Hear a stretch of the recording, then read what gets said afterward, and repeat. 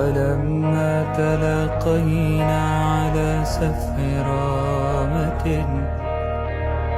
وجدت بنان العامرية أحمرا، فقلت خضبت الكف على فراقنا.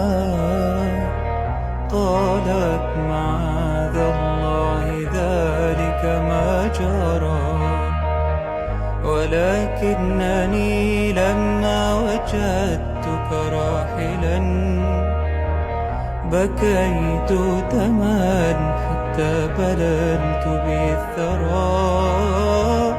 مسحت بأطراف البنان مدامعي فصار خضابا في اليدين كما ترى.